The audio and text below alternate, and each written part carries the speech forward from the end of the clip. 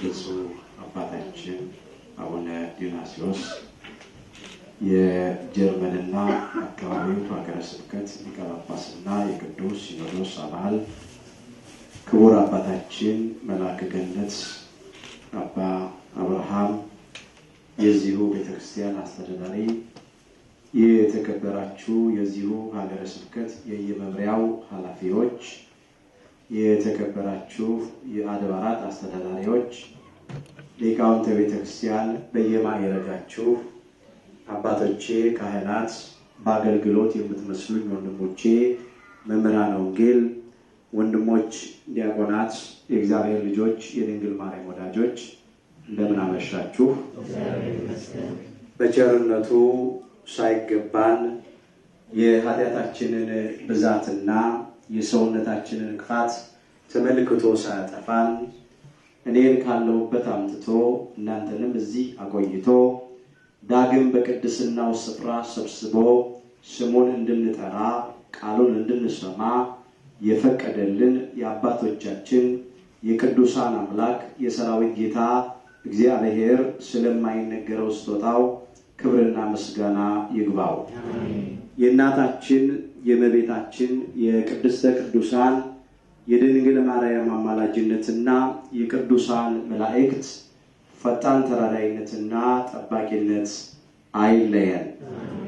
በመካከላችን እየገባ የሚፈታተነንን ጥንተ ጠላታችን ዲያብሎስን አምላካችን ጌታችን መድኃኒታችን ኢየሱስ ክርስቶስ በቅዱስ መስቀሉ ራሱን ቀጥቅጦ ከእግራችን በታች ይጣልልን። የምስጢር ባለቤት እግዚአብሔር አምላካችን ለሁላችንም ምስጢሩን ገልጦ ያስተምረን። ወደ ዛሬው ዕለት ትምህርት ከመሄዳችን በፊት በቅድሚያ እግዚአብሔር አምላካችን ሁላችንን በቸርነቱ ጠብቆ እንኳን ለብርሃነ ዕርገቱ በሰላም አደረሰን አደረሳችሁ። አረገ እግዚአብሔር በይባቤ የዳዊት መዝሙር 46 ቁጥር 5 አረገ እግዚአብሔር በይባቤ፣ እግዚአብሔር በእልልታ አረገ። ዛሬ አምላካችን እግዚአብሔር እንደረዳን መጠን በሚኖረን ጊዜ የምንማርበት የትምህርታችን ርዕስ ይሆናል። ዛሬ በዚህ ርዕስ ለመማር የመረጥንበት ምክንያታችን ሁላችንም እንደምናውቀው አሁን ያለንበት ወቅት በዓለ ዕርገትን ያከበርንበት ወቅት ነው። በቤተክርስቲያናችን ስርዓት መሰረት ሰባተኛው ሰንበት የዚህ የዘመነ ትንሣኤ ሰባተኛው ሰንበት ማለትም የነገው ሰንበት ማለት ነው። በዋዜማው ላይ ነው ያለነው። ራሱ ዕርገትን ነው የሚያነሳው። የዕለቱም ምስባክ በየዓመቱ እንዲሰበክ በግጻዌ የታዘዘው ይሄው ነው። አረገ እግዚአብሔር በይባቤ ወእግዚእነ በቃለ ቀርን ዘምሩ ለአምላክነ ዘምሩ እያለ አባታችን ክቡር ዳዊት የዘመረው መዝሙር ነው። እግዚአብሔር በእልልታ አረገ፣ እግዚአብሔር በመለከት ድምፅ አረገ፣ ዘምሩ ለአምላካችን ዘምሩ፣ ዘምሩ ለንጉሳችን ዘምሩ እያለ አስቀድሞ አባታችን ክቡር ዳዊት ዘምሯል። ከዚህ የተነሳ እኛም ዛሬ በዚህ ርዕስ ለመማር መርጠናል። አረገ እግዚአብሔር በይባቤ፣ እግዚአብሔር በእልልታ አረገ። መዝሙር 46 ቁጥር 5 ርዕሳችን ነው። በዚህ ርዕስ ውስጥ የምንማረው ስለ አምላካችን፣ ስለ ጌታችን፣ ስለ መድኃኒታችን ስለ ኢየሱስ ክርስቶስ ዕርገት ነው። እንግዲህ ዕርገትን ለማንሳት ወደኋላ መለስ ብለን ጥቂት ነገር ማየት ግድ ይለናል። አባቶቻችን ነገር ከስሩ ውሃ ከጥሩ ይላሉና ሊሆን ያለው ነገር ሁሉ ከመሆኑ አስቀድሞ ተነግሯል። እንደ እንግዳ ደራሽ እንደ ውሃ ፈሳሽ እንደው ዘራሽ የሆነ ነገር የለም። በድንገት ወይም በአጋጣሚ የሆነ ነገር የለም። አስቀድሞ አምላካችን እግዚአብሔር ሁሉን ነገር በነቢያቱ ላይ አድሮ ተናግሯል። ነቢየ እግዚአብሔር ቅዱስ አሞጽ ትንቢት በሚናገርበት ዘመን ከእግዚአብሔር አግኝቶ ይህንን እንደዚህ ብሎ ነው የመዘገበው። ትንቢት አሞጽ ምዕራፍ 3 ቁጥር 7 ላይ የተመዘገበውን ኃይለ ቃል መመልከት ይቻላል። በእውነት ጌታ እግዚአብሔር ነው ያለው ምስጢሩን ለባሪያዎቹ ካልነገረ በቀር ምንም አያደርግም ነው ያለው።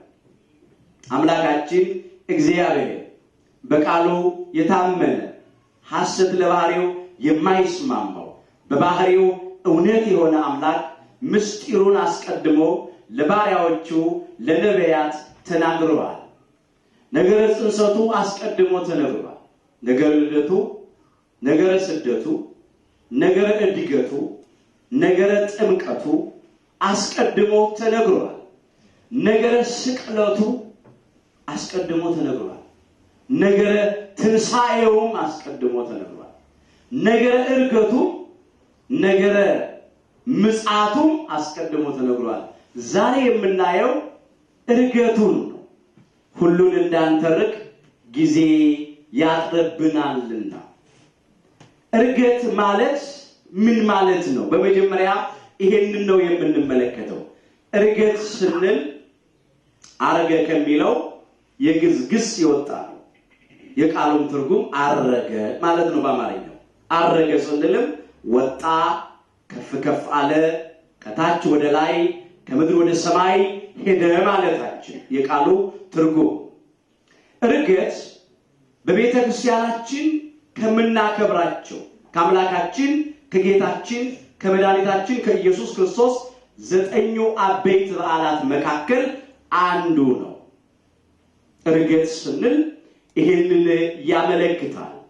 አምላካችን ጌታችን መድኃኒታችን ኢየሱስ ክርስቶስ ሞትን ድል አድርጎ ከተነሳ በኋላ በዚህ ምድር ላይ ለ40 ቀን ያህል በተለያየ ጊዜ በተለያየ ቦታ በተለያየ ሁኔታ ለደቀ መዛሙርቱ ትንሣኤውን እየገለጠ ትንሣኤውን እያረጋገጠ መጽሐፈ ኪዳንን እያስተማራቸው ሥርዓተ ቤተ ክርስቲያንን እየሰራ ስለሚመጣው አጽናኝ ጰራቅሊጦስ ወይም መንፈስ ቅዱስ እያስረዳቸው በ40ኛው ቀን በክብር አርጓል። ወንጌላውያኑ ይሄንን መዝግበውታል። በተለይም ወንጌላዊው ቅዱስ ማርቆስና ወንጌላዊው ቅዱስ ሉቃስ ይሄንን በሚገባ መዝግበውት እንመለከታለን። ጥቂት ነገር እናንሳ። ወንጌላዊው ቅዱስ ሉቃስ ከመዘገበው ማለት ነው እንደዚህ አድርጎ አምጥቶታል። የሉቃስ ወንጌል ምዕራፍ 24 ከቁጥር 49 ጀምሮ መመልከት ይቻላል። እነሆም አባት የሰጠውን ተስፋ እኔ ልክላችኋለሁ አላቸው አምላካችን ኢየሱስ ክርስቶስ ከማረጉ አስቀድሞ። እናንተ ግን ከላይ ኃይል እስክትለብሱ ድረስ በኢየሩሳሌም ከተማ ቆዩ አላቸው። እስከ ቢታንያ አወጣቸው ይላል። እስከ ቢታንያ ተራራ እስከ ደብረ ዘይት አወጣቸው፣ እጆቹንም አንስቶ ባረካቸው ይላል። ሲባረካቸውም ከነርሱ ተለየ ነው የሚለው፣ ወደ ሰማይም አረገ ነው የሚለው። ደቀ መዛሙርቱ አብረውት እየተከተሉ ወደ ደብረ ዘይት ወይም ወደ ቢታንያ ወጡ። ያን ጊዜ ቢታንያ ወይም ደብረ ዘይት ሲደርሱ እሱ ቆመ፣ እነሱም ቆሙ። እጆቹን አንስቶ ባረካቸው። ሲባረካቸውም ከነርሱ ተለየ ይላል። እነሆ ወደ ሰማየ ሰማያት ወጣ። በክብር አረገ። ለጊዜው እየራቃቸው ሄደ የርቀት ኋላ ግን የርቀት ብቻ ሳይሆን የርቀትም ተሰወረባቸው።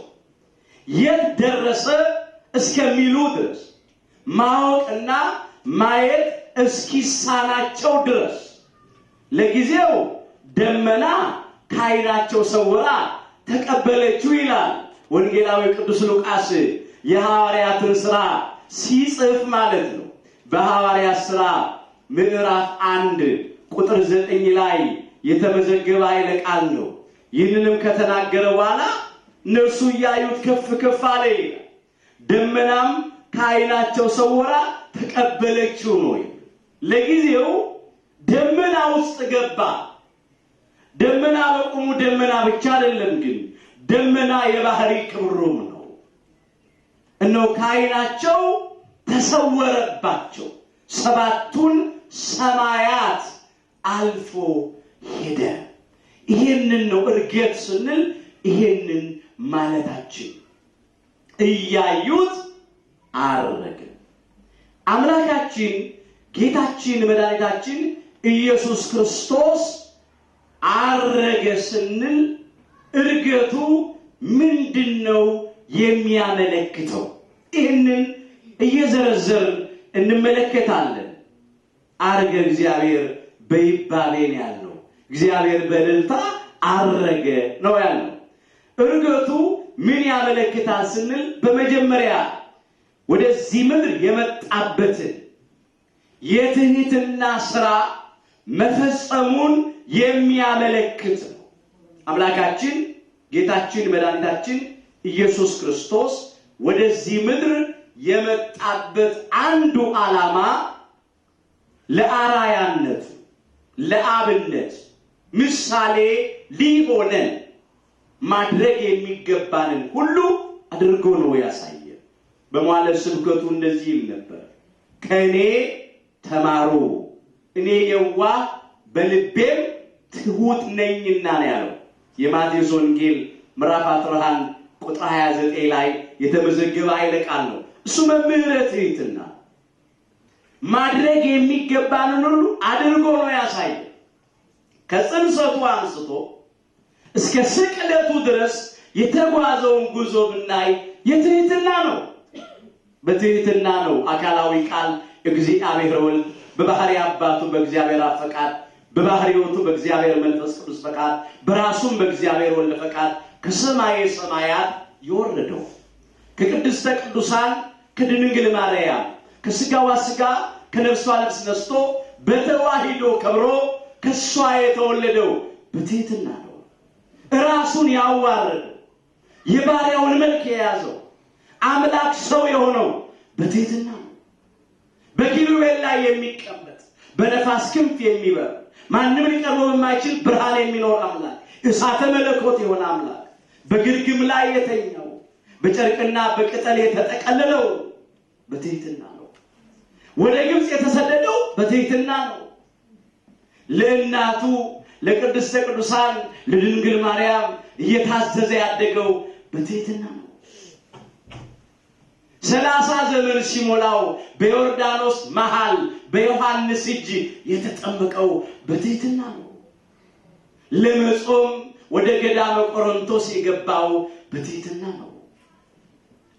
በአህያይቱና በውርንጫይቱ ላይ የተቀመጠው በትሕትና ነው። መምህረ ትሕትና በጸሎተ ሐሙስ ምሽት አደግድጎ ተንበርክኮ የማበሻ ጨርቅ ይዞ የደቀ መዛሙርቱን እግር ያጠበው በትሕትና ነው። አርአያ ለመሆን በጸሎተ ሐሙስ ምሽት ለመስቀል ሞት ታልፎ የተሰጠውና በዕለተ ዓርብ በቀራንዮ መስቀል ላይ የተሰቀለው እስከ መስቀል ሞት ድረስ የታዘዘው በትሕትና ነው። ይህንን የትሕትናውን ሥራ መፈጸሙን ያመለክታል። አረገ ስንል ይሄንን ማለታችን ነው እንጂ እሱ በሰማይ የሌለ ሆኖ ወደ ሰማይ ወጣ ማለታችን አይደለም። እርሱን ቦታ አይወስነውም፣ እርሱ ቦታን ይወስናል እንጂ አምላክ ምሉ በኩሌ ነው። በቦታ አይወሰንም። እሱ የሌለበት ቦታ የለም፣ የማይኖርበትም ቦታ አይኖርም። በቅዱሳት መጻሕፍት ውስጥ በብዙ ስፍራ ተመዝግቧል። እስቲ ጥቂት ነገር እናንሳ። ነቢየ እግዚአብሔር ቅዱስ ዳዊት ሲዘምር እንዲህ ብሏል፣ ከመንፈስ ወዴት እሄዳለሁ ብሏል። መዝሙር 138 ቁጥር 7 ላይ ከመንፈስ ወዴት እሄዳለሁ፣ ከፊትስ ወዴት እሸሻለሁ? ወደ ሰማይ በወጣ አንተ በዚያ ነህ አለ፣ በብርሃንነት ታበራለህ። ወደ ጥልቅ ወደ ሲኦልም ብወርድ አንተ በዚያ ነህ፣ በእሳትነት ታቃጥላለህ። እሱ የሌለበት ቦታ የለም። ወጣ ስንል አረገ ስንል እነሆ ያንን የኛን ደካማ ስጋ እንዳከበረው የሚያመለክት ነው። የትህትናውን ሥራ እንደፈጸመ የሚያመለክት ነው። ነቢየ እግዚአብሔር ቅዱስ ኤርምያስም እንደዚህ ብሏል። ከእግዚአብሔር አግኝቶ የተናገረው ቃል ነው። እግዚአብሔር ነው በነቢዩ ላይ አድሮ የተናገረው። ሰማይና ምድርን የሞላው እኔ አይደለሁምን ይላል እግዚአብሔር። ትንቢተ ኤርምያስ ምዕራፍ 23 ቁጥር 24 ላይ አዎ እግዚአብሔር በሰማይም በምድርም አለ፣ እሱን ቦታ አይወስነው። ነገር ግን ወረደ ስንልም ነገረ ልደቱን የሚያመለክት ቃል፣ ወጣ ስንልም እርገቱን የሚያመለክት ቃል። ወጣ ለማለት ወረደ ማለት የግድ ነው፣ የግድ ነው። ሞተ ለማለት በስጋ ተወለደ ማለት የግድ ነው። ተነሳ ለማለት በስጋ ሞተ ተቀበረ ማለት የግድ ነው። አንዱ ያለ አንዱ አይኖርምና ማለት ነው። አሁን ወረደ እንላለን። ወረደ ስንል በምድር የሌለው ነው አይደለም። አካላዊ ቃል እግዚአብሔር ወልድ ከሰማየ ሰማያት ወረደ ስንል ዓለሙን ለማዳን ሲል በተለየ አካሉ ከቅድስ ሥላሴ አንዱ አካል አካላዊ ቃል እግዚአብሔር ወልድ ከሰማየ ሰማያት ወረደ፣ ከቅድስተ ቅዱሳን ከድንግል ማርያም ተወለደ ስንል ነው። ነገረ ልደቱን ያጠይቃል እንጂ በምድር የሌለው ነው ወደ ምድር መጣ ማለት አይደለም። ወጣም ስንል ደግሞ በሰማይ የሌለው ነው ወደ ሰማይ ሄደ ማለት አይደለም። እሱም በሰማይም አለ፣ ከባህሪ አባቱ ከእግዚአብሔር አብ ጋር፣ ከባህሪ ሕይወቱ ከእግዚአብሔር መንፈስ ቅዱስ ጋር በባህሪ ክብር አለ። ወጣ ስንል ደግሞ የኛን ስጋ፣ የአዳምን ስጋ፣ የአብርሃምን ስጋ ከቅድስተ ቅዱሳን ከድንግል ማርያም ከስጋዋ ስጋ ከነፍሷ ነፍስ ነስቶ እንዳከበረውና እንዳሳረገው የሚያመለክት ቃል ነው እንጂ በሰማይ የሌለ ሆኖ ወደ ሰማይ ወጣ ማለታችን አይደለም። ወረደ በስጋ ስለመወለዱ ነው። ወጣም የኛን ስጋ ስለማሳረጉ በስጋ ስለማረጉ። ይሄንን ያጠይቃል። የትህትናውን ሥራ እንደፈጸመ አራያ የሆነበትን ሥራ እንደፈጸመ የሚያመለክት ቃል ነው። መጀመሪያ ነው እርገት ስንል። ሁለተኛው እርገቱ እንዴት ነው ስንል ደግሞ ያረገው በምስጋና ነው። እልፍ አእላፋ ወትእልፊት አእላፋ ቅዱሳን መላእክት እያመሰገኑት እየዘመሩለት ነው። ራሱ የትምህርታችን ርዕስ ይሄንን ነው የሚያጠይቀው። አርገ እግዚአብሔር በይባቤ ያለ እግዚአብሔር በእልልታ አረገ። ወእግዚእነ በቃለ ቀርን እግዚአብሔር ጌታችን በመለከት ድምፅ አረገ። ዘምሩ ለአምላካችን ዘምሩ አለ። ዘምሩ ለአምላክነ ዘምሩ፣ ዘምሩ ለንጉሳችን ዘምሩ አለ። እርገቱ በዝማሬ ነው፣ በምስጋና ነው። እንዲሁም የዳዊት መዝሙር 46ን ሲጀምረው ራሱ ቁጥር 1 ላይ ምን ይላል መሰላችሁ? አሕዛብ ሁላችሁ እጆቻችሁን አጨብጭቡ ይላል። እስቲ ለእግዚአብሔር ክብር አጨብጭቡ። በደስታ ቃልም ለእግዚአብሔር እልል በሉ ይላል። እስቲ ደግማችሁ አመስግኑ። በተለይ የእርገቱን ነገር ሲያመጣ ነው መዝሙር ራሱ በምስጋና ነው የሚጀምረው፣ በእልልታ ነው የሚጀምረው፣ በጭብጨባ ነው የሚጀምረው። እንዴት አረገ ስንል ያረገው እንዲህ ነው፣ በብዙ ምስጋና እልፍ አእላፋት ወትእልፊት አእላፋት ቅዱሳን መላእክት እየዘመሩ ነው፣ እያመሰገኑ ነው። በክብር በኃይል ነው ያረገው ወደ ሰማይ ሰማያት የወጣው። ለዚህ ነው በሌላም ስፍራ ቅዱስ ዳዊት ሲዘምር ምን ይላል? መዝሙር 67 ቁጥር 33 ላይ በምስራቅ በኩል ይላል ወደ ሰማይ ሰማያት ለወጣ ለእግዚአብሔር ዘምሩ ብሎ ነው ያለው። በምስራቅ በኩል አለ። ስለምን ቢሉ ደብረ ዘይት ከኢየሩሳሌም በስተምስራቅ በኩል የሚገኝ ተራራ ነው። ለዚህ ነው በምስራቅ በኩል ወደ ሰማይ ሰማያት ለወጣ ለእግዚአብሔር ዘምሩ ብሎ ቅዱስ ዳዊት ያነሳው። አሁንም ምናልባት እግዚአብሔር ፈቅዶላችሁ እዛ ሄዳችሁ ሰዎች ተመልክታችኋል። ደብረ ዘይት ከኢየሩሳሌም በስተምስራቅ በኩል የሚገኝ ተራራ። ለዚህ ነው በምስራቅ በኩል ወደ ሰማይ ሰማያት ለወጣ ለእግዚአብሔር ዘምሩ ነው ያለው። ያረገው እሱ ወደ ሰማይ ብቻ አይደለም፣ ወደ ሰማይ ሰማያት ነው። ሰባቱን ሰማያት አልፎ ነው የወጣው። ያረገው በምስጋና በዝማሬ በኃይል በክብር ነው የምንለው ለዚህ ነው። ሌላው ሶስተኛው ያረገው እንዴት ነው ስንል እየታየ ነው። ደቀ መዛሙርቱ እያዩት ነው ያረገው። እዚሁ የሐዋርያት ሥራ ምዕራፍ 1 ቁጥር 9 ላይ መመልከት ይቻላል። ይህን ከተናገረ በኋላ እነርሱ እያዩት ከፍ ከፍ አለ ነው የሚለው። እያዩት ነው። ለምን? ሞትን ድል አድርጎ የተነሳው ከነስጋው ነው። ስጋውን በመቃብር እንደ ልብስ አውልቆት አልተነሳም። ስጋው በመቃብር መፍረስን መበስበስን አላየም። አምላካችን ኢየሱስ ክርስቶስ ሞትን ድል አድርጎ መግነዝ ፍቱልኝ መቃብር ክፈቱልኝ ሳይል በኃይሉና በስልጣኑ ሲነሳ ከነስጋው።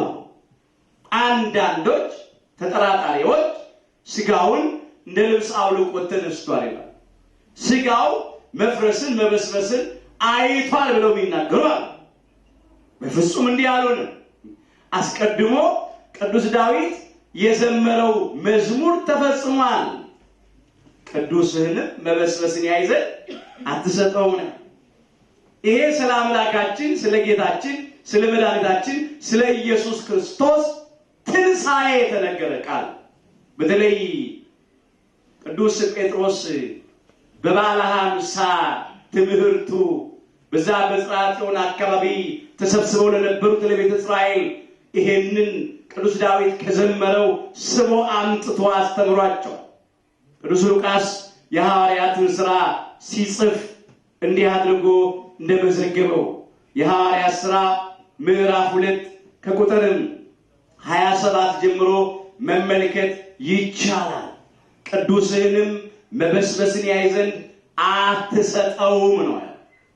ይሄ የተነገረው ስለ አምላካችን ስለ ጌታችን ስለ መድኃኒታችን ስለ ኢየሱስ ክርስቶስ ትንሣኤ እንደሆነ ቅዱስ ጴጥሮስ ተርጉሞ አስተምሯል።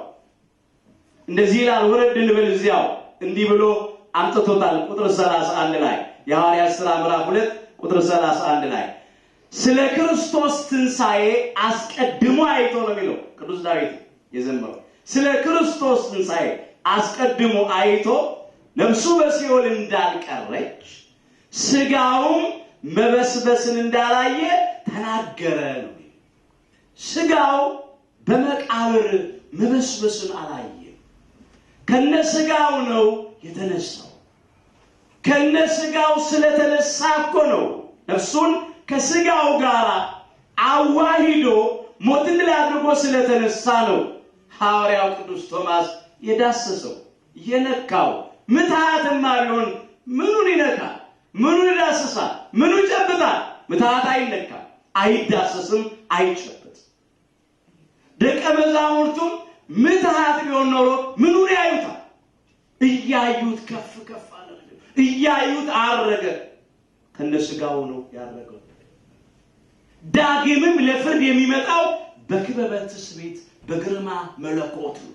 በመለኮታዊ ግርማ ይመጣል። በስጋ ማርያም ይመጣል። እየታየ ይመጣል። እያዩት እንዳረገ እየታየ ደግሞ ይመጣል። የተወጋው ጎኑ እየታየ የእጁና የእግሩ የችንካር ምልክቶች እየታዩ ይመጣል። ይህንን ነው የሚያጠይቀው። አምላካችን ኢየሱስ ክርስቶስ ሞትን ድል አድርጎ እንደተነሳ ዕለቱን አላረገም። 40 ቀን ቆይቷል። 40 ቀን በሐዋርያት ሥራ ምዕራፍ 1 ቁጥር 3 ላይ ተመዝግቧል። 40 ቀን ቆየምን። ወዲያው ቢያርግ ኖሮ ምትሃት ነው ባሉ ነበር። በእውነት አምላክ ኢየሱስ ክርስቶስ ሞትን ድል አድርጎ አልተነሳም፣ ምትሃት ነው ባሉ ነበር። ያንን እንዳይሉ በብዙ ማስረጃ ይላል ከትንሣኤው በኋላ እየተገለጠላቸው አረጋገጠላቸው። ከዚያ በኋላ ያረገው በእውነት ምትሃት እንዳይደለ ሞትን ድል አድርጎ እንደተነሳ ሲያጠይቅ 40 ቀን ስርዓት ሰራ፣ ሕግ ሰራ። በኦሪቱም ምሳሌ ማለት ነው። ደገኛውን ሕግ ሰራ። ከዚያም በክብር እየታየ አረገ። ይህንን ነው ሶስተኛ የምንመለከተው ማለት ነው። ሲያርግ ከነስጋው ነው ያረገው። ዳግምም ደግሞ ለፍርድ የሚመጣው እየታየ ነው። መላእክት በዚህ ዕለት በዕርገቱ ዕለት ለደቀ መዛሙርቱም የተናገሩት ይሄንን ደቀ መዛሙርቱ አይናቸውን ከፍ አድርገው ያዩት ነበር፣ ወደ ላይ ወደ ሰማይ ማለት ነው ሲወጣ። ከዚያ ምን አሉ መላእክት? እንዲህ አሉ ለደቀ መዛሙርቱ፣ እነሆ ወደ ሰማይ እያያችሁ ስለምን ቆማችኋል አሏቸው። ወደ ሰማይ እየተመለከታችሁ ስለምን ቆማችኋል? ይህ ከእናንተ ወደ ሰማይ የወጣው ኢየሱስ ክርስቶስ ወደ ሰማይ ሲሄድ እንዳያችሁት እንዲሁ ይመጣል አሏቸው። እየታየ ነው ያረገው፣ እየታየም ነው የሚመጣው። ነጫጭ ልብስ የለበሱ 2 ሰዎች ይላል። ሰዎች አይደሉም፣ መላእክት ናቸው። በሰው መልክ ስለተገለጡ ሰዎች አላቸው። ነጫጭ ልብስ ለብሰው አለ። እነሆ ክብራቸው ነው። ብርሃናውያን፣ እሳታውያን፣ ሰማያውያን ናቸውና ስለዚህ ነጫጭ ልብስ ለብሰዋል። ሌላው የጨለማው ዘመን፣ የፍዳ የኩነኔ ዘመን፣ የመከራው ዘመን አለፈ ሲሉ ዓመተ ምሕረት ነው ሲሉ የጸጋ የደስታ የሰላም የነጻነት ዘመን ነው፣ የብርሃን ዘመን ነው ሲሉ ነጫጭ ልብስ ለብሰው ታዩ ነው የሚለው። ይህንን ነገሯቸው ለደቀ መዛሙርቱ። ደቀ መዛሙርቱ ልባቸው አብሮ አረገ፣ መንፈሳቸው ወደ ሰማይ ሰማያት ተነጠቀ። ምንም በስጋ ከሱ ጋር መሄድ ባይችሉም ማድረግ ባይችሉም ልባቸው ግን አብሮ አድርጓል። መንፈሳቸው ተነጥቋል። ከሱ ጋር አብረው ተጉዘዋል። ከደብረ ዘይት ሲሸኙት ማለት ነው። እያዩት አረገ የምንለው ለዚህ ነው። ሌላው ዕርገቱ ምንን ያመለክታል ብለን ስንል ዕርገቱ የሚያመለክተው የድል አድራጊነት ምልክት፣ የአሸናፊነት ምልክት። አሁን አንድ ወታደር ጠላትን ድል ነስቶ ምርኮን አስመልሶ በድል እንደሚመለስ አምላካችን ጌታችን መድኃኒታችን ኢየሱስ ክርስቶስም ከቅድስተ ቅዱሳን ከድንግል ማርያም ተወልዶ ለባህሪው ሞት የማይስማማው አምላክ በስጋ ሞቶ የኛን ሞት በሞቱ ሽሮ ትንሣኤያችንን በትንሣኤው አብስሮ የሞትን መውጊያ ሰብሮ የአመፃን መዝገብ ገልብጦ ጠላት ዲያብሎስንና ሰራዊቱን ድል አድርጎ ከመንገዳችን ላይ በመስቀሉ ጠርቆ አስወግዶ በክብር ምርኮን ማርኮ ወደ ሰማይ አርጓል። ምርኮኞቹ አዳምና እኛ ልጆቹ ነበር። ለ5500 ዘመን ሙሉ በሲኦል በባርነት ቤት እንኖር ነበር። በሞተ ሥጋ ላይ ሞተ ነፍስ ተፈርዶብን፣ በርደተ መቃብር ላይ ርደተ ሲኦል ተፈርዶብን፣ በሥጋ ሞቶ ወደ መቃብር መውረድ፣ በነፍስ ሞቶ ወደ ሲኦል መውረድ፣ የሞት ሞት የተፈረደብን ነበር። ከዚህ ሊያድነን ለማንም አልተቻለው። ዲያብሎስና ሰራዊቱ ሰልጥነውብን ይኖሩ ነበር። ነፍሳችንን ከሥጋችን እየለዩ ሥጋን በመቃብር ነፍስን በሲኦል ይቆራኙ ነበር።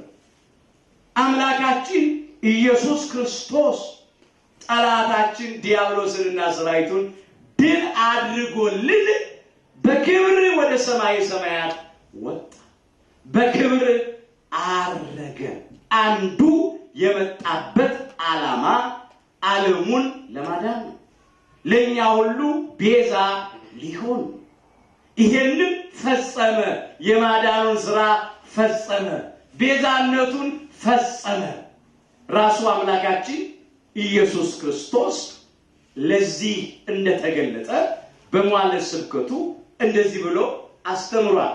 ዋና ዋና ነገሮቹን ማለት ነው።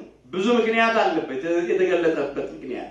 የማቴዎስ ወንጌል ምዕራፍ 20 ቁጥር 28 ላይ እንዲህ ተብሎ ተመዝግቧል። እንዲሁ ይላል፣ የሰው ልጅ አለ ራሱን ነው፣ ወልደ አብ ወልደ ማርያም ነውና፣ የእግዚአብሔር አብ ልጅ የድንግል ማርያም ልጅ ነውና፣ ወልድ ዋሂድ በተዋሂዶ የከበረ ስግው ቃል ሰው የሆነ አምላክ ነውና ኢየሱስ ክርስቶስ የሰው ልጅ ሊያገለግል አለ። ለትህትና ነው የመጣው፣ ሊያገለግል እንጂ ሊገለገል አልመጣም። ለትህትና ነው እንጂ ለልዕልና አልመጣም። አንዱ የመጣበት ይሄ ነው። ቅድም እንዳነሳ ነው ሊያገለግል ነፍሱንም ለብዙዎች ቤዛ ሊሰጥ እንጂ እንዲያገለግሉት አልመጣም ነው። ነፍሱን ለብዙዎች ቤዛ ሊሰጥ ነው የመጣው። መስዋዕት ሊሆን ነው የመጣው። የማይሞተው ሞተ ነው ያሉት ሊቃውንቱ እነ ቅዱስ ዲዮስቆሮስ በቅዳሴያቸው። የማይሞተው ሞተ በሥጋ፣ ሞትን ይሽረው ዘንድ ሞተ በሥጋ፣ ሙታንን ያድን ዘንድ ሞተ በሥጋ። ይሄንን ፈጽሞ ነው ያረገው። የድል አድራጊነት ምልክት ነው የተገለጠው። ለዚህ ነው በሌላ ስፍራም ቅዱስ ዮሐንስ በመልእክቱ ሲጽፍ እንደዚህ ይላል፣ የዲያብሎስን ሥራ እንዲያፈርስ የእግዚአብሔር ልጅ ተገለጠ እኮ ነው። አንደኛ ዮሐንስ ምዕራፍ 3 ቁጥር 8 ላይ የዲያብሎስን ሥራ እንዲያፈርስ የእግዚአብሔር ልጅ ተገለጠ። የዲያብሎስን ሥራ አፈረሰ። የዲያብሎስን ሥራ ኃጢአትን ሻረ፣ ሞትን ድል አደረገ፣ መቃብርን ድል አደረገ። የዲያብሎስን ሥራ ፍዳ፣ ኩነኔ፣ መርገምን ሁሉ ድል አደረገ። የዲያብሎስን ሥራ ሊያፈርስ የእግዚአብሔር ልጅ ተገለጠ አለ። ይህንን የዲያብሎስን ሥራ ድል አድርጎ አፍርሶ እኛን ከዲያብሎስና ከሰራዊቱ እጅ ማረከ፣ ነፃ አወጣን። ወደ ላይ በወጣ ጊዜ ምርኮን ማረከ፣ ለሰዎችም ስጦታን ሰጠ ብሎ ቅዱስ ዳዊት እንደዘመረ ማለት ነው። ያንን ቅዱስ ጳውሎስ አምጥቶታል። ለኤፌሶን ክርስቲያኖች በጻፈው መልእክቱ ቅዱስ ዳዊት ከዘመረው ስቦ ያመጣው ነው። ኤፌሶን 4 ቁጥር 8 ላይ እንደዚህ አድርጎ መዝግቦታል። ወደ ላይ በወጣ ጊዜ ምርኮን ማረከ ይላል፣ ለሰዎችም ስጦታን ሰጠ ብሎ አመጣው። ይሄንን ያለው ማን ነው? ቅዱስ ዳዊት ነው። ወደ ኋላ መለስ ብሎ ከመዝሙር 67 ቁጥር 18 ላይ መመልከት ይቻላል። ምን እያለ ዘመረ ቅዱስ ዳዊት? ወደ ላይ አረክን ያለው ነው። ምርኮንም ማረክን ያለው ለሰዎችም ስጦታን ሰጠን ያለው ወደ ላይ አረክ ምርኮንም ማረክ ለሰዎችም ስጦታን ሰጠህ ይላል። ቅዱስ ጳውሎስ ደግሞ ከዚህ ሐሳብና መጣና ወደ ላይ በወጣ ጊዜ ምርኮን ማረክ ለሰዎችም ስጦታን ሰጠ ይላል አለ። ወደ ምድር ታችኛ ክፍል ደግሞ ወረደ ማለት ካልሆነ ይህ ወጣ ማለትስ ምን ማለት ነው? አስተውሉ። ወደ ምድር ታችኛ ክፍል ደግሞ ወረደ ማለት ካልሆነ ይህ ወጣ ማለትስ ምን ማለት ነው? ወረደ ሲል ተወለደ ነው። ወጣ ሲል አረገ ነው። ወረደ ሲል በስጋ ሞቶ ወደ ጎልጎታ መቃብር ወረደ ነው። 3 ቀንና 3 ሌሊት በጎልጎታ መቃብር አደረ ነው። ወጣ ሲል ከ3 ቀንና ከ3 ሌሊት በኋላ ሞትን ድል አድርጎ በኃይሉና በስልጣኑ ተነሳ ማለት ነው። ወጣ ትንሣኤውን ያመለክታል። ሌላ ወረደ ሲል በአካለ ነፍስ ወደ ሲኦል ወረደ ነው። ወረደ ይሄንንም ያጠይቃል። ወረደ በአካለ ነፍስ ወደ ሲኦል ወረደ ነው። ወጣ ከሲኦል ነፍሳትን ይዞ ነፃ አወጣ ነው። ወጣ ደግሞ ማለት ይሄ ይሄንን የሚቀጥለው ይህ የወረደው ይላል። ይህ የወረደው ሁሉን ይሞላ ዘንድ ከሰማያት ሁሉ በላይ የወጣው ደግሞ ያው ነው ይላል። አንድ አካል አንድ ባህሪ ነው ማለት ነው። ከተዋሂዶ በኋላ ምንታዊነት መንታነት ሁለትነት የለም። ከሁለት ባህሪ አንድ ባህሪ ከሁለት አካል አንድ አካል በተዋሂዶ ከብሯልና ይህ የወረደው አለ የተወለደው ይህ የወረደው በስጋ ሞቶ ወደ ጎልጎታ መቃብር የወረደው ይህ የወረደው በአካለ ነፍስ ወደ ሲኦል የወረደው ይሄን ሁሉ ያመለክታል።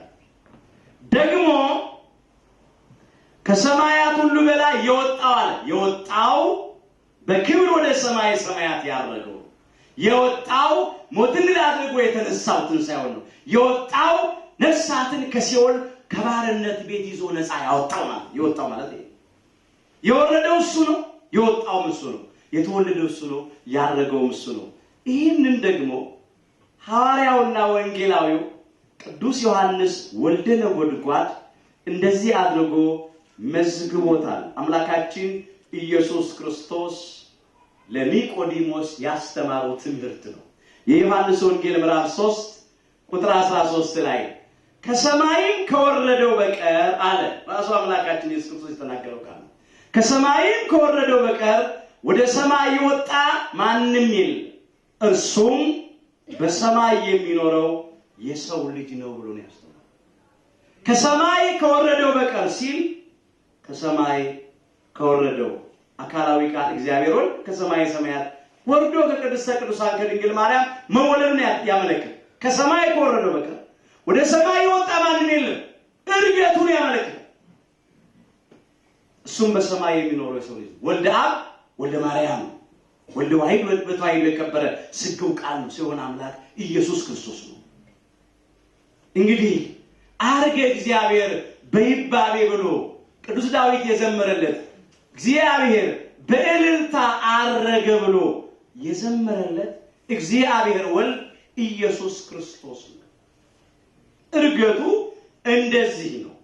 እርገቱ ለኛ ያለው ጥቅም ምንድነው? እርገቱ ለኛ ያለው ጥቅም ምንድነው? እናያለን።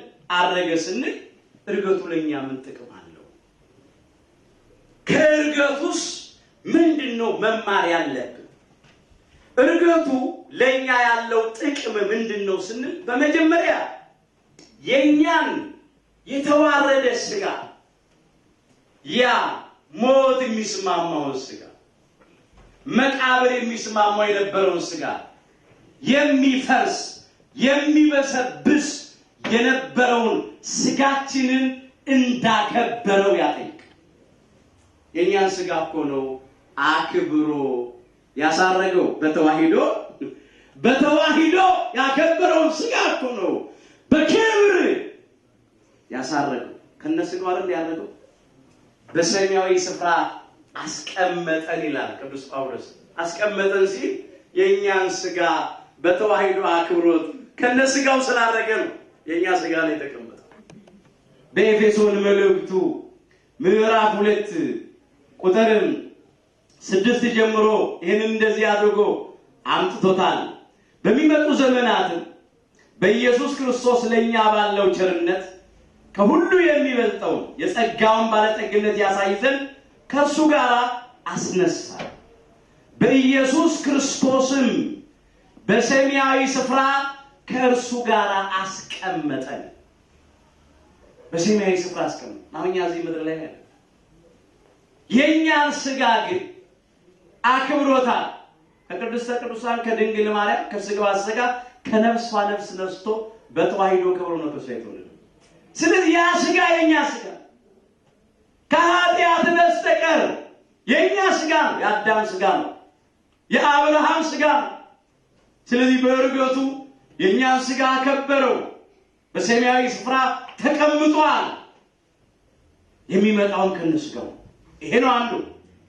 ሌላው እርገቱ ለኛ ምን ጥቅም አለው ስንል በሞቱ ሞታችንን እንደሻረና በትንሳኤው ትንሳኤያችንን እንዳበሰረልን በእርገቱም እርገታችንን አብስሮልናል። የሱ እርገት የኛን እርገት ያበስራል። የሱ እርገት የኛን እርገት ያጠይቃል። እንዲህ ነው ያሉት ሊቃውንቱ፣ እግዚአብሔር ወልድ የጻድቃንን እርገት ያስገነዝብ ዘንድ አረገ። አረገ እግዚአብሔር ከማያለቡ እርገተ ጻድቃን እንደተባለ ማለት ነው። እግዚአብሔር ወልድ ኢየሱስ ክርስቶስ የጻድቃኑን የቅዱሳኑን የእውነተኞቹን ክርስቲያኖች እርገት ለማስረዳት ለማስገንዘብ ለማረጋገጥ አረገ ነው። እርገቱ የኛንም እርገት ያጠይቃል። አሁን በሰማያዊ ስፍራ አስቀመጠን ሲል በተስፋ ነው። ከሞት በኋላ ያለንን ሕይወት ነው። ከመቃብር በኋላ ያለንን ትንሣኤ ነው። እግዚአብሔር አምላካችን ሁላችንን በቸርነቱ ለመንግስቱ ክብር ያብቃል። የምንለው ያለ ሀገራችን በየት ነው? በሰማይ ነው የምንለው። በፊልጵስዩስ መልእክቱ ቅዱስ ጳውሎስ ፊልጵስዩስ ምዕራፍ 3 ቁጥር 20 ላይ ምን አለ? ሀገራችን ቤት ነው በሰማይ ነው። ከዚያም የሚመጣውን አምላካችን ጌታችን መድኃኒታችን ኢየሱስ ክርስቶስን እንጠባበቃለን። ያ እነሆ ስጋውን እንዲመስል ይሄን የተዋረደውን ስጋችን ክቡር ስጋውን እንዲመስል የተዋረደውን ስጋችንን ይለውጣል። ከሞት በኋላ ስላለው ሕይወት ከመቃብር በኋላ ስላለው ትንሣኤ ሲያጠይቅ እኮ የሱ እርገት የኛን እርገት የሚያጠይቅ ነው። በተለይ ይሄ የእርገቱ ስንክሳር ጥንተ እርገቱ ግንቦት 8 ዕለተ ሐሙስ እና የእርገቱ ስንክሳር ምን ይላል? በዚህም እርገቱ ይላል ለሚያምኑበት በልዕልና ወደሚኖሩባት የሚያርጉ መሆናቸው ተረዳ፣ ተረጋገጠ። ራስ ባለበት ሕዋሳት ሊኖሩ ይገባልና ብሎ አምጥቶታል። አሁን እነኚህ በሰውነታችን ላይ ያሉ የሰውነታችን ክፍሎች ወይም ብልቶቻችን ሁሉ የሚኖሩት ራስ ባለበት ነው። ጭንቅላት ባለበት ነው። ሌሎቹ ሁሉ የሚኖሩት ራስ ባለበት ነው። እንደ ራስ ያለው ራሳችን በጥንተ ተፈጥሮ የፈጠረን በአዲስ ተፈጥሮ የፈጠረን አምላካችን ጌታችን መድኃኒታችን ኢየሱስ ክርስቶስ ነው። እንደ ራስ የተባለ እሱ ነው። እግዚአብሔር ወልድ ራስ ባለበት ሕዋሳት ሊኖሩ ይገባልና እውነት ነው። እሱ ባለበት እኛም እንኖር ዘንድ ይገባናል። እኛ እንደ ብልቶች ነን፣ እሱ ደግሞ እንደ ራስ ነው። እሱ ባለበት እኛም እንኖራለን። እሱም የሰጠን ተስፋ ይሄ ነው። የገባልን ቃል ኪዳን ይሄ ነው። ስፍራ አዘጋጅላችሁ ዘንድ ይሄዳሉ አለ። እርገቱ ስፍራ ላይ አዘጋጅልን። በሰው ዓይን ያልታየች፣ በሰው ልብ ያልታሰበች፣ በሰው ጆሮ ያልተሰማች እግዚአብሔር ወዳጆቹ ያዘጋጃል። ከገቡ መውጣት ካገኙ ማጣት የሌለባት ርስ ሊያዘጋጅልን ስፍራ አዘጋጅላችሁ ዘንድ እሄዳለሁና አለ። የዮሐንስ ወንጌል ምዕራፍ 14 ቁጥር 3 ጀምሮ ስፍራ አዘጋጅላችሁ ዘንድ እሄዳለሁና ሄጄም ስፍራ ባዘጋጅላችሁ እኔ ባለሁበት እናንተ ደግሞ እንድትሆኑ አለ ሁለተኛ እመጣለሁ ወደኔም ወስዳችኋለሁ። ለዚህ ነው ራስ ባለበት ሕዋሳት ደግሞ ሊኖሩ ይገባልና ማለት እኔ ባለሁበት እናንተ ደግሞ እንድትሆኑ ሁለተኛ እመጣለሁ ወደኔም እወስዳችኋለሁ። ይሄ ነው እርገቱ የሚያመለክተው። እርገቱ ለኛ ያለው ጥቅም ይሄ ነው። እንግዲህ ወገኖቼ እርገቱን ስናስብ እርገቱን በየዓመቱ ስናከብር ስለ እርገቱ ስናስብ ምን ማድረግ አለብን የሚለውን መመልከት አለብን። ይህ ሁሉ ታሪክ ነው። ይህም ብቻ ተናግረን የምንተው የታሪክ ሰዎች መሆናችን ነው። ከእርገቱ ምንድነው የምንማረው? አሁን እኛ ምን እናድርግ? በእውነት እርገቱን በሚመስል እርገት እንድናርግ እሱ ባለበት እኛ እንድንኖር ስፍራ አዘጋጅላችሁ ዘንድ እሄዳለሁ። ስፍራ ባዘጋጅላችሁ እኔ ባለሁበት እናንተ ደግሞ እንድትሆኑ ሁለተኛ እመጣለሁ ወደኔም ወስዳችኋለሁ ያለው። ወደሱ ከሚወስዳቸው ከቅዱሳኑ ጋር ከባለሟሎቹ ከወዳጆቹ ጋር አብሮ ለመኖር ምን ማድረግ አለብን? ይህን ነው የምናየው። አሁን ወገኖቼ የሁላችን ልብ አብሮ ሊያርግ ያስፈልገዋል። ደቀ መዛሙርቱ ልባቸው አረገ፣ መንፈሳቸው ተነጠቀ። ለጊዜው በአይነ ስጋቸው ሸኙት፣ እያዩት ከፍ ከፍ ሲል፣ ኋላ ግን በአይነ ልቡናቸው ጭምር ተከተሉት። እሱ ባለበት እነሱም ሊኖሩ ምድራዊውን ሳይሆን ሰማያዊውን አስቡ፣ ስጋዊውን ሳይሆን መንፈሳዊውን ፈለጉ፣ ጊዜያዊውን ሳይሆን ዘላለማዊውን ተከተሉ። ስለዚህ እስከ ሞት ድረስ መስዋዕቱ እስከ መጨረሻ ቅጣ ድረስ ታመኑ። ዛሬም አሁን እርገቱን ስናስብ ይህን ነው ማሰብ ያለብን። እንደዚህ ብሎ ያመጣል ቅዱስ ጳውሎስ ለቆላሲስ ምዕመናን በጻፈው መልእክቱ ቆላሲስ ምዕራፍ 3 ቁጥር 1 ጀምሮ እንግዲህ ይላል ከክርስቶስ ጋር ከተነሳችሁ ይላል።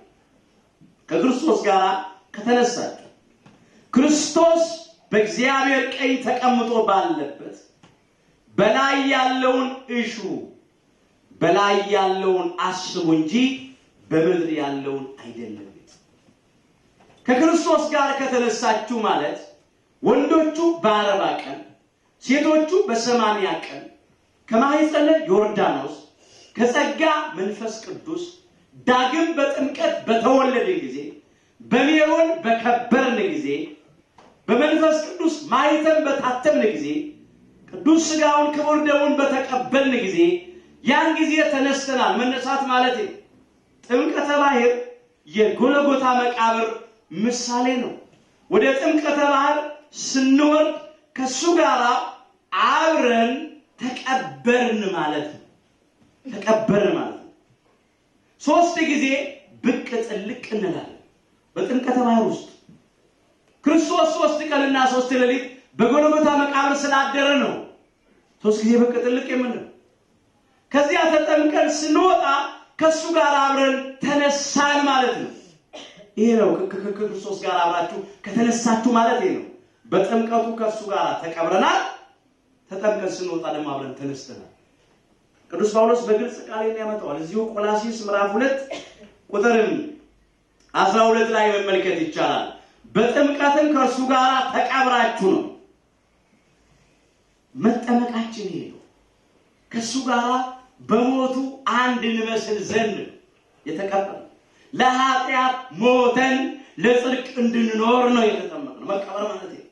ለኃጢአት መሞት ከኃጢአት ስራ ከስጋ ስራ ከጨለማ ስራ መለየት ለኃጢአት መሞት እንደገና ተጠምቆ መውጣት ለጽድቅ ደግሞ መነሳት ለጽድቅ ሕያው ሆኖ መኖር የመንፈስ ቅዱስ ፍሬዎች ማፍራት በብርሃን ስራ መመላለስ እንደ እግዚአብሔር ቃል መኖር የእግዚአብሔርን ፈቃድ መፈጸም ይሄን ማለት ነው መነሳት ደግሞ ሁላችን ለኃጢአት ሞተን ለጽድቅ እንድንኖር በቸርነቱ ይርዳል ይሄ ነው መጠመቃችን ይሄ ነው ሞቱን በሚመስል ሞት አብረን ተቀበልን ማለት ነው ትንሣኤውን በሚመስል ትንሣኤ አብሮ መነሳት ማለት ነው በጥምቀት ከእርሱ ጋር ተቀበራችሁ አለ ከዚያ ደግሞ እነሆ ከሙታን መነሳቱን በማመናችን ደግሞ ከእርሱ ጋር ተነሳችሁ ደግሞ ይላል አብረን ተነሳ ከክርስቶስ ጋር ከተነሳችሁ ማለት ካመናችሁ ከተጠመቃችሁ ማለት አምነና ተጠምቀና በስሙ ተጠርተና እግዚአብሔርን በልጅነት ክብር አይተናል ከክርስቶስ ጋር ከተነሳችሁ ክርስቶስ በእግዚአብሔር ቀኝ ባለበት በላይ ያለውን አስቡ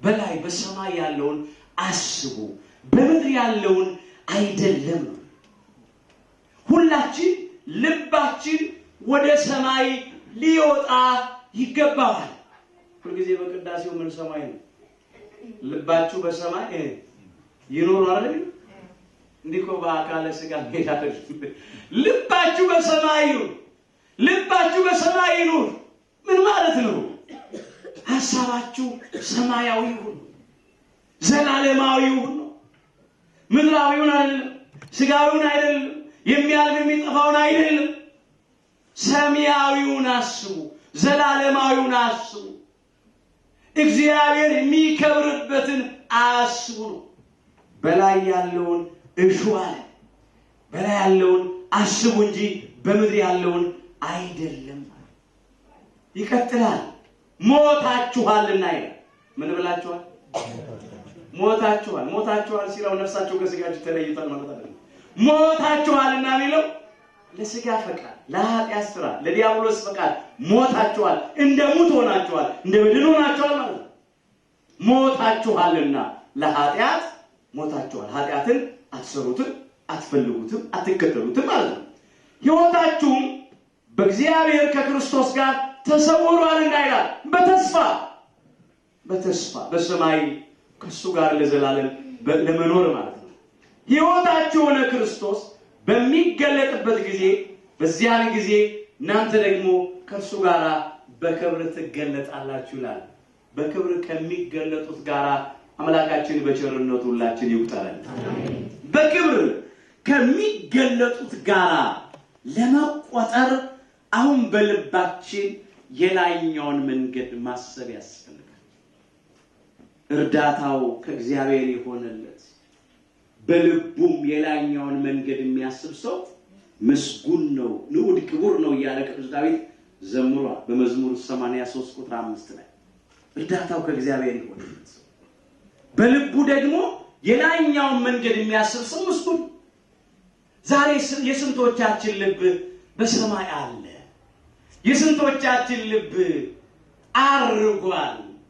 ተነጥቋል ተመስጧል ስንቶቻችን ሰማያዊውን እያሰብን ነው የምንመላለስ አሁን ራሳችንን ጠይቀው ሰማያዊውን የሚያስብ ሰው ዘላለማዊውን የሚያስብ ሰው ልቡ በሰማይ የሚኖር ሰው ሃይማኖቱን አጽንቶ ይኖራል ምግባሩን አቅንቶ ይኖራል ለንስሐ የሚገባ ፍሬ ያፈራል በልቡ የላይኛውን መንገድ የሚያስብ ሰው እንደዚህ ነው የሚኖረው በፍጹም ልቡ በፍጹም ነፍሱ በፍጹም ኃይሉ በፍጹም ሐሳቡ እግዚአብሔርን ይወዳል ባልንጀራውን እንደ ነፍሱ እንደ ራሱ ይወዳል በትህትና በይቅርባይነት በታማኝነት በየዋህነት ይመላለሳል ለተራበ ያጎርሳል ለታረዘ ያለብሳል ለድሃ ቸርነት ያደርጋል በልቡ የላይኛውን መንገድ የሚያስብ ሰው እንደዚህ ይኖራል። አስተውሉ። መንፈሳዊ ሆኖ ይኖራል። ስለ መንፈሳዊነት ብቻ አይናገርም፣ መንፈሳዊ ይሆናል። ስለ መንፈሳዊነት ብቻ አይዘምርም፣ መንፈሳዊ ይሆናል። ስለ መንፈሳዊነት ብቻ አያነብም፣ በሕይወቱ መንፈሳዊ ሆኖ ይመላለሳል። አምላካችን ሁላችንን መንፈሳዊያን ያድርገን። አሁን ስለ መንፈሳዊነት የሚናገር ሰው አልጠፋም። እንደኔ እዚህ ጋር ቆሞ ይሰብክ ስለ መንፈሳዊነት የሚሰብክ ሰው፣ መንፈሳዊ የሆነውን ቃል የሚጠቅስ ሰው፣ መንፈሳዊ የሆነውን ዝማሬ የሚዘምር ሰው፣ መንፈሳዊውን መልእክት የሚያነብ ሰው አልጠፋም። እግዚአብሔር ግን መንፈሳዊ ሰው ይፈልጋል። መንፈሳዊ ሰው መንፈሳዊነትን የሚኖርበት ሰው ነው የሚያስፈልግ። በልቡ የላይኛውን መንገድ የሚያስብ ሰው መንፈሳዊ ሰው ነው። አምላኩን መስሎ ይኖራል። ለክርስቶስ ወንጌል እንደሚገባ ይኖራል።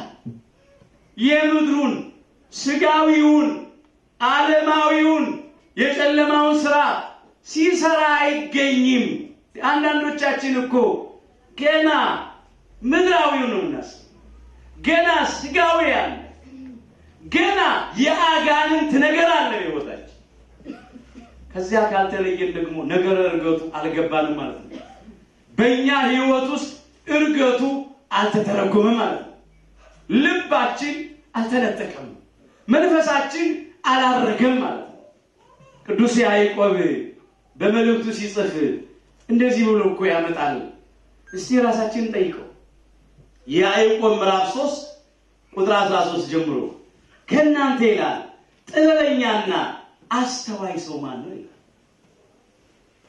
ጥበብ መንፈሳዊ ነው። ሌላ የዚህን ዓለም ጥበቦች አሁን እንዳንዘረዝር፣ ጥበብ መንፈሳዊ ነው። ጥበብ ሰማያዊ ነው። ከእናንተ ጥበበኛና አስተዋይ ማን ነው ይላል። ይቀጥላል። ጥበበኛ ማለት አስተዋይ ማለት ምን ማለት እንደሆነ በመልካም አነዋወሩ ስራውን በጥበብ የዋህነት ያሳየ።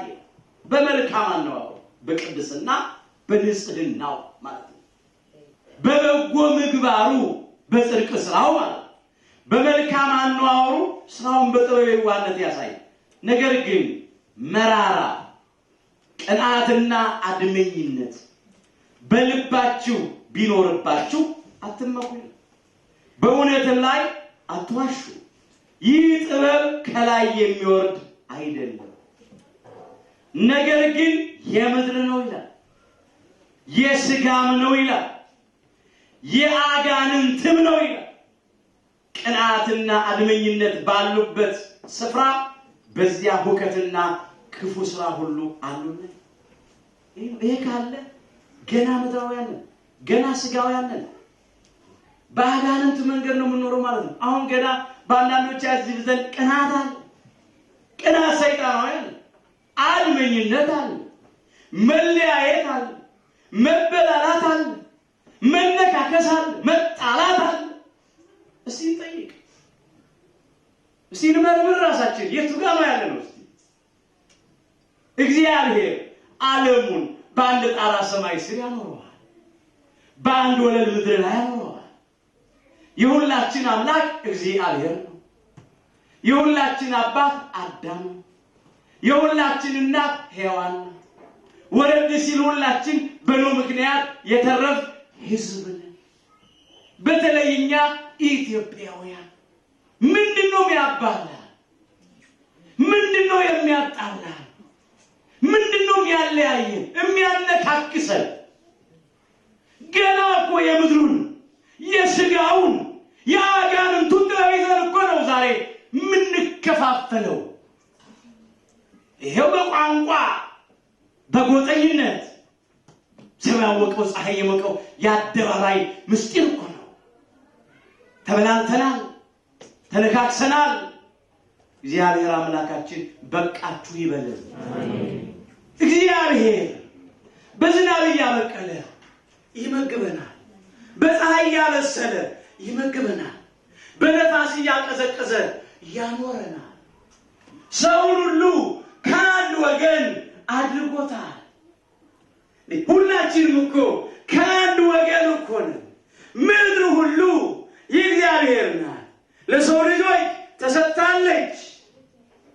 ዛሬ ግን በአገራችን በኢትዮጵያ እንደ አይደለም።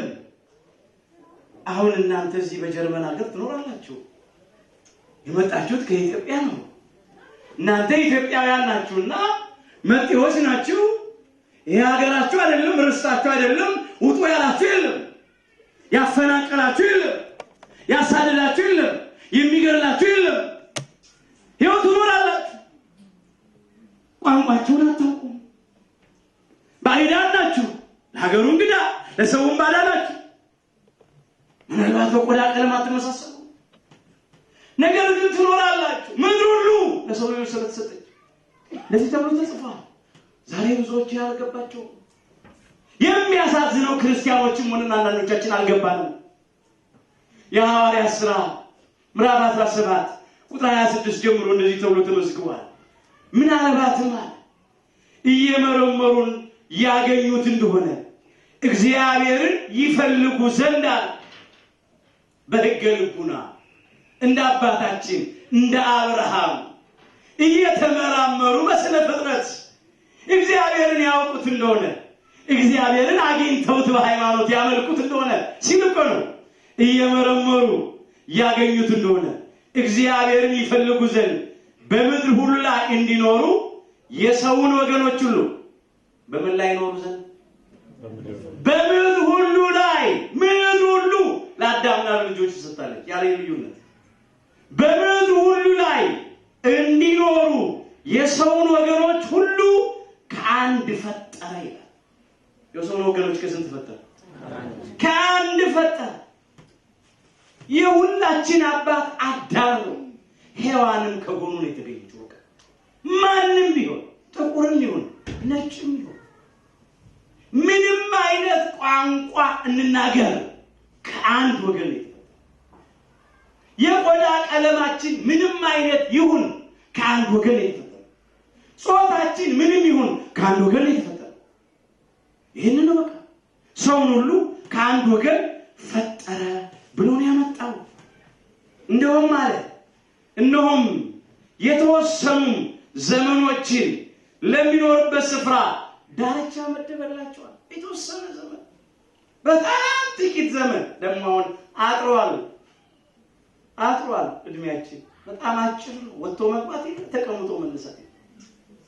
ለዚህ ለአጭር ጊዜ ለምንድን ነው ከሌላው ማንማረው? አንዳንድ ጊዜ በጣም እኮ ያሳዝናል። ሀልወተ እግዚአብሔርን ክደው የሚኖሩት እንኳን እግዚአብሔር የለም እያሉ ሆዳቸው አምላካቸው፣ ክብራቸው በኖራቸው ሐሳባቸው ምድራዊ መጨረሻቸው ጥፋት ሆኖ የሚኖሩት እንኳን እንብላ እንጠጣ ነገ እንሞታለን የሚሉት ማን ነው? ሞት የተነሳ ማን ነው? ሄዶ የመጣ የማያውቁት ሀገር አይናፍቅም የሚሉት እንኳን ሰውን በሰውነቱ አክብረውት ሲኖሩ ቦታ ስፍራ ሰጥተውት ሲኖሩ ሲያስጠጉት ስደተኛውን ተቀበለው ሲያስጠጉት እኛ የገዛ ወገናችንን የምንገፋው የምናሳድደው የምንቃወመው የምንጠላው ቋንቋ እየመዘዝን ጎጥ እየመዘዝን እየቆጠርን ከየት ነው የመጣው? በተለይ ክርስቲያኖቹ ደግሞ ያሳዝናል፣ ያሳፍራል፣ ያዋርዳል፣ አንገት ያስደፋል። በአንድ መስቀል ሄዳለሁ ከአንድ ማኅፀነ ዮርዳኖስ ከአንድ ጸጋ መንፈስ ቅዱስ ነው በጥምቀት ዳግም የተወለድነው። በአንዱ ሜሮን የከበርነው ከአንዱ ህብስት ከቅዱስ ሥጋው ነው ከአባቶቻችን ከካህናቱ እጅ ቅዱስ ሥጋውን የተቋደስነው። ከአንዱ ጽዋ ከክቡር ደሙ ነው ከወንድሞቻችን ከዲያቆናት እጅ በዕርፈ መስቀል ክቡር ደሙን የቀመስነው። ብዙ ብልቶች ስንሆን በክርስቶስ አንድ አካል ነን። የአንዲት ቤተ ክርስቲያን ልጆች ነን። አንዲት ርስት ገነትን ኋላም መንግስተ ሰማያትን ነው ተስፋ አድርገን የምንጠባበቀው። ሀገራችን በሰማይ ነው አለ። እርገቱን ስናስብ የኛንም እርገት ያረጋግጣል፣ ያስረዳል፣ አራያ ነው አለ። የት ልንገባ ነው ተከፋፍለን? የት ልንገባ ነው ተጣልተን ተለያይተን? ከሰው የሚበልጥ ሰው የለም። ከሰውም የሚያንስ ሰው የለም። ሰው ሁሉ የእግዚአብሔር ክቡር ፍጡር ነው። ሰው ሁሉ የእግዚአብሔር ክቡር ፍጡር ነው። በጾታ፣ በቋንቋ፣ በቆዳ ቀለም አንዱ ከአንዱ የሚበልጥ አንዱ ከአንዱ የሚያንስ አይደለም። ሰው ሁሉ ሰው። ዛሬ ከሌላ መስፈርት አበጅተናል። አንደኛ ሰው፣ ሁለተኛ ሰው፣ ሶስተኛ ሰው ብለን ደንድለናል። ምርጥና ያልተመረጠ ሰው እያለ ደንድለናል። የሆነ ነገር መስፈርት አውጥተናል። እጅግ ያሳፍራል። ይሄ አልጠቀመንም፣ አይጠቅመንም ወገኖች። አሁን ልባችን ያረገ ልባችን ይውጣ ባካችሁ ወደ ሰማይ። ልቡ በሰማይ የሚኖር ሰው ፍቅር ያለው ሰው እንኳን ክርስቲያን ወገኑን ክርስቲያን ወንድም እህቱን ቀርቶ ልቡ በሰማይ ያለ ሰው ጠላቱንም የሚወድ ነው። የሚረግሙትንም የሚባርክ ነው። የሚሰድቡትንም የሚማርክ ነው። ስለሚያሳድዱት የሚጸልይ ነው። እየሞተ ለገዳዮቹ ምህረት የሚለምን ነው። እንደ ቀዳሜ ሰማዕት እንደ ዲያቆን እስጢፋኖስ ሰማይን የሚያስብ እንዲህ ነው። ቀዳሜ ሰማዕት ዲያቆን እስጢፋኖስ በድንጋይ እየወገሩ ሲገሩት ግቢ ነፍስ ውጭ ነፍስ ላሉ ጣል ላይ ሆኖ ስሙን አይደለም ያጠፉት። ገንዘብ ተበድሮ አይደለም አልከፍልም ያሉት። ዕቃ ተውሶ አይደለም አልመልስም ያሉት። ርስት አይደለም የቀሙት። በፍጹም በሕይወቱን የመጡበት የመጨረሻ ነገር አትኖርም ያሉት። ለምን ቅዱስ ወንጌልን አስተማርክ? ለምን እግዚአብሔር በሰጠ ጸጋ በመንፈስ ቅዱስ ጸጋ ለምን ታምራት አደረክ? ለምን የክርስቲያኖቹ ቁጥር ጨመረ ነው? ለምን ወንጌል ሰፋች? ክርስትና ለምን ተስፋፋች ነው? እንደ ወንጀል ተቆጠረ። ከኢየሩሳሌም አውጥተው በድንጋይ ወግረው ገደሉት። ስጋው እየተቆረሰ ደሙ እየፈሰሰ አጥንቱ እየተከሰከሰ ለገዳዮቹ ምሕረት ለመነ። ጌታ ሆይ ይህን ኃጢአታቸውን አትቁጠርባቸው። የበቀል ቃል ከአንደበቱ አልወጣም። እውነት ነው፣ ልቡ በሰማይ ነው። ሰማይም ተከፍቶ ተመልክቷል። ልቡም ደግሞ የሚያስበው ሰማያዊውን ክብር ነው። ለዚህ ነው ለገዳዮቹ ምሕረት የለመነው። በምድር አትኖርም ሞት ነው የሚገባሉት። እሱ ግን በሰማይ ለዘላለም በክብር እንዲኖሩ ለመነላቸው። ይሄ ነው ክርስትና።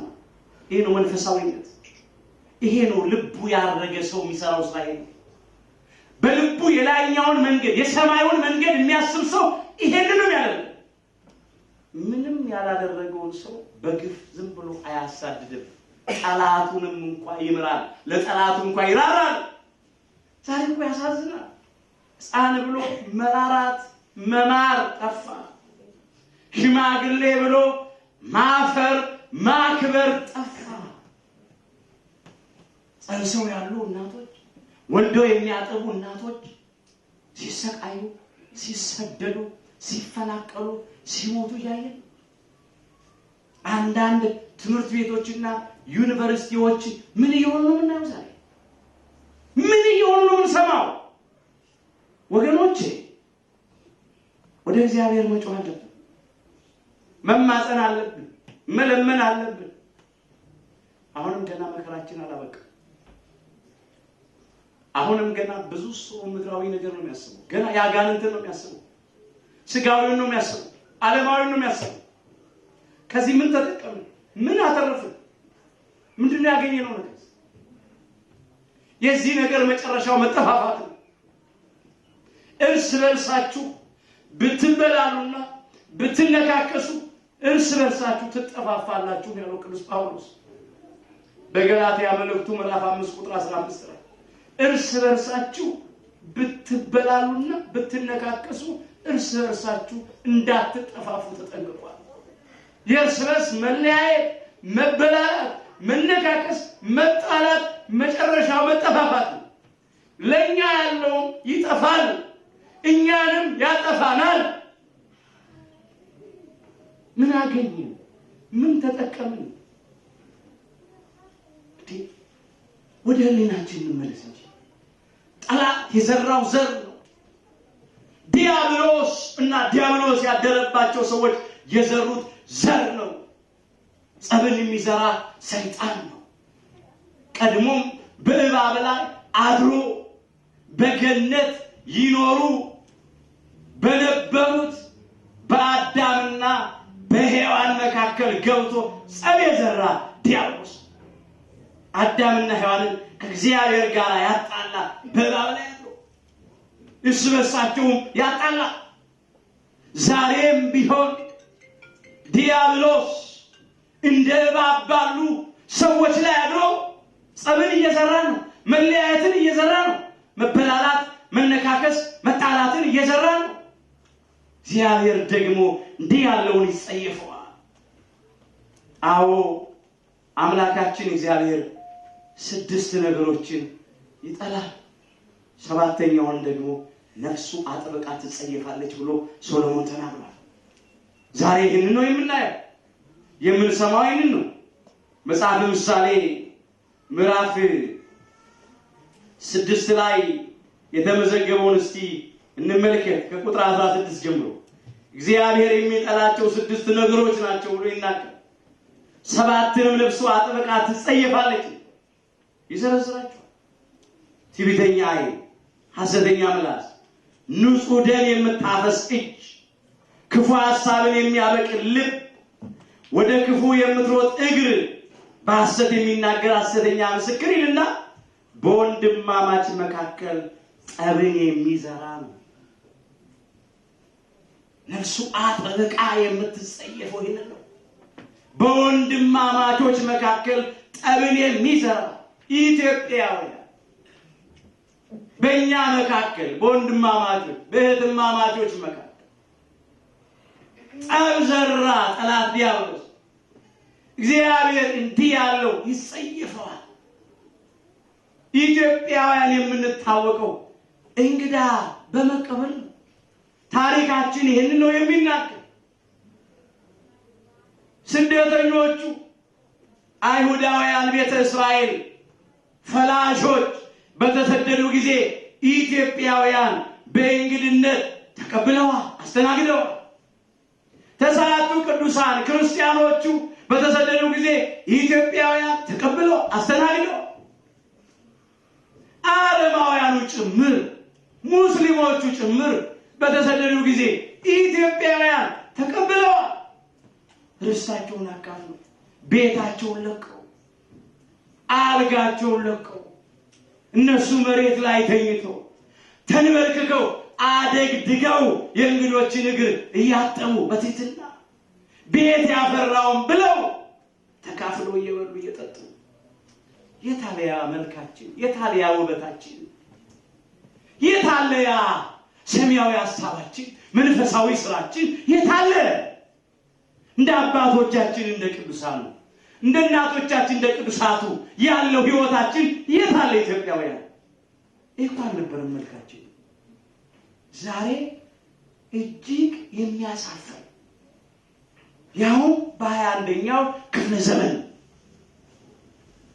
ህዝቧ ህዝበ እግዚአብሔር የሚባል ኢትዮጵያ፣ ሀገሪቱ ሀገረ እግዚአብሔር የምትባል ኢትዮጵያ፣ ብዙ ቅዱሳን የፈለቁባት ኢትዮጵያ፣ ብዙ ጻድቃን ብዙ ሰማዕታት የተገኙባት ኢትዮጵያ፣ ብዙ ገዳማት ብዙ አድባራት ያሉባት ኢትዮጵያ፣ ስመ እግዚአብሔር ዕለት ዕለት የሚጠራባት፣ ኪዳኑ የሚደርስባት፣ ቅዳሴ የሚቀደስባት፣ ሰዓታት የሚቆምባት፣ ማህሌት የሚደርስባት፣ ስብሐተ እግዚአብሔሩ የሚፈስባት፣ ቃለ እግዚአብሔሩ የሚነገርባት፣ ብዙ መናንያት ባሕታውያን ድምፀ አራዊቱን ግርማ ሌሊቱን ጸባ አጋንንቱን ታግሰው የሚኖሩባት ኢትዮጵያ